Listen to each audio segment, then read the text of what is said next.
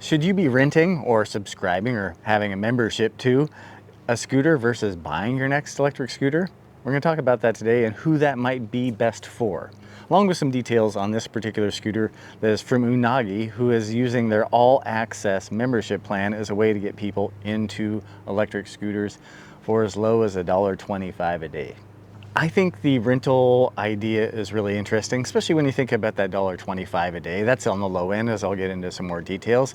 But if you're using mass transit, if you're driving, there's a lot of other ways you could be moving yourself that $1.25 a day would really be cheaper than. So some of the details with the Unagi program, it's a subscription program where there's no commitments. Prices range from $39 a month all the way up to $79 a month.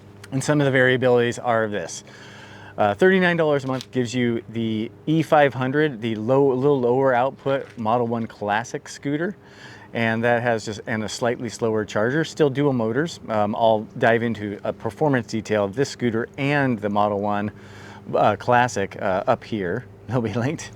But you spend an extra $10 then for a new scooter. So low end would be $39, which is a potentially refurbished scooter coming your way. Each of these plans, you also pay a $50 deposit. So over the course of the year, I'm just giving you these numbers for comparison, and I'm a numbers guy.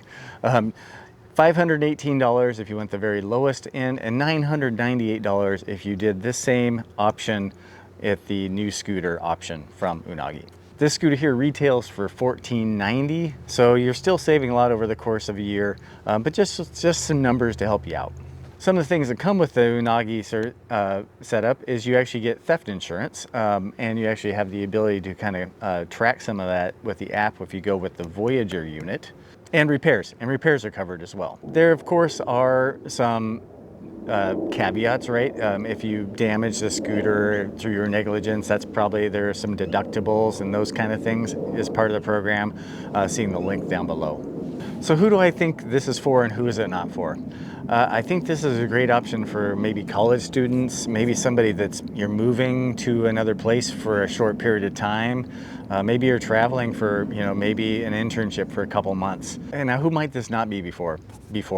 I think if you're a really heavy scooter user, maybe you don't know who you are, but hopefully you do. If you're hard on scooters and devices, this probably isn't good for you. The Unagis are not the most robust scooter in the world. It also has a weight rating of a max of 220 pounds. So I'd say, slightly lighter riders, shorter distances is your typical use, probably under 5 miles, a typical daily use.